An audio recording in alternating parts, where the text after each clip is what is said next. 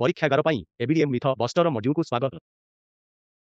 ଏହି ଶିକ୍ଷଣ ମଡ୍ୟୁଲ ଶେଷରେ ଆପଣ ଏବିଡିଏମ୍ ଅଧୀନରେ ଅଂଶଗ୍ରହଣ କରିବାରେ ପରୀକ୍ଷାଗାରଗୁଡ଼ିକର ସାଧାରଣ ଉଦ୍ବେଗ ଚିନ୍ତାଗୁଡ଼ିକୁ କମନ୍ କନସର୍ନସ୍ ବୁଝିବା ଏବଂ ସମାଧାନ କରିବାକୁ ସକ୍ଷମ ହେବେ। ଆସନ୍ତୁ ଆରମ୍ଭ କରିବା। ପରୀକ୍ଷାଗାରଗୁଡ଼ିକର ଚାରୋଟି ବ୍ୟାପକ ଚିନ୍ତା ରହିଛି। ରୋଗୀ ଏବଂ ପରୀକ୍ଷାଗାର ତଥ୍ୟର ସୁରକ୍ଷାକୁ ନେଇ ପରୀକ୍ଷାଗାରଗୁଡ଼ିକ ଚିନ୍ତିତ। ଏବିଡିଏମ୍ ସକ୍ଷମ ଏଲ୍ଏମ୍ଆଇଏସ୍ ଗ୍ରହଣ କରିବା ଦ୍ୱାରା ଖର୍ଚ୍ଚ ବଢ଼ିପାରେ ବୋଲି ପରୀକ୍ଷାଗାରଗୁଡ଼ିକ ଚିନ୍ତିତ ଅଛନ୍ତି। ଏଲ୍ଏମ୍ଆଇଏସ୍ ସହିତ ଜଡ଼ିତ ଅତିରିକ୍ତ ମାନବ ସମ୍ବଳର ଆବଶ୍ୟକତା ଏବଂ ଖର୍ଚ୍ଚ ବିଷୟରେ ପରୀକ୍ଷାଗାରଗୁଡ଼ିକ ଚିନ୍ତିତ ଅଟନ୍ତି। ରୋଗୀଙ୍କ ସହ ସେମାନଙ୍କର ସମ୍ପୃକ୍ତିର ଟ୍ରାକିଂକୁ ନେଇ ପରୀକ୍ଷାଗାରଗୁଡ଼ିକ ଅସନ୍ତୁଷ୍ଟ ଅଛନ୍ତି, ଯେପରିକି ରୋଗୀଙ୍କ ସଂଖ୍ୟା, ଆଦାୟ ହୋଇଥିବା ଫି ଇତ୍ୟାଦି। ସମାଧାନ କରିବା।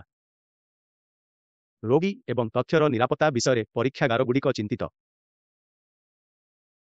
ଏଲ୍ଏମ୍ଆଇଏସ୍ ଆପ୍ଲିକେସନଗୁଡ଼ିକର ଅନେକ ସୁରକ୍ଷା ବୈଶିଷ୍ଟ୍ୟ ଅଛି, ଯେପରିକି ଆକ୍ସେସ୍ ନିୟନ୍ତ୍ରଣ ଏବଂ ତଥ୍ୟ ଏନକ୍ରିପ୍ସନ୍, ଯାହା ପରୀକ୍ଷାଗାର ଏବଂ ରୋଗୀ ରେକର୍ଡକୁ ସୁରକ୍ଷିତ କରେ।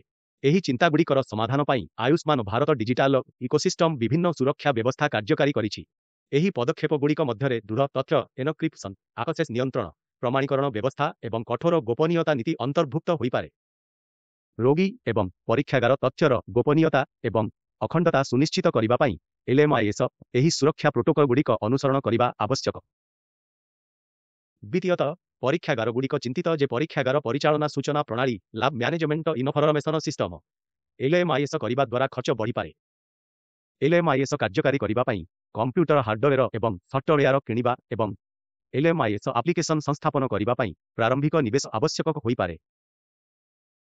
ଏଲ୍ଏମ୍ଆଇଏସ୍ର କାର୍ଯ୍ୟକାରିତା ସହିତ ଜଡ଼ିତ ପ୍ରାରମ୍ଭିକ ଖର୍ଚ୍ଚ ହୋଇପାରେ। ପରୀକ୍ଷାଗାରଗୁଡ଼ିକ ପ୍ରାୟତଃ ଦୀର୍ଘମିଆଦୀ ଖର୍ଚ୍ଚ ସଞ୍ଚୟ ଦ୍ୱାରା ଲାଭବାନ ହୁଅନ୍ତି।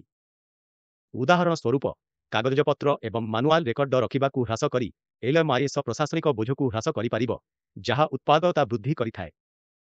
ମୁଖ୍ୟ ଏଲ୍ଏମ୍ଆଇଏସ୍ ଆବଶ୍ୟକତାକୁ ବ୍ୟାଖ୍ୟା କରିବା ଏବଂ ଡାକ୍ତର ଏବଂ ପରୀକ୍ଷାଗାରର ଆବଶ୍ୟକତାକୁ ଭଲ ଭାବରେ ପୂରଣ କରିବା ପାଇଁ ଏଲ୍ଏମ୍ଆଇଏସ୍ ବିକ୍ରେତାମାନଙ୍କୁ ସେମାନଙ୍କ ଉତ୍ପାଦକୁ ବୃଦ୍ଧି କରିବାରେ ସାହାଯ୍ୟ କରିବା ପାଇଁ ଏନ୍ଏଚ୍ଏ ଏଲ୍ଏମ୍ଆଇଏସ୍ ବିକ୍ରେତାମାନଙ୍କ ସହିତ କାର୍ଯ୍ୟ କରୁଛି।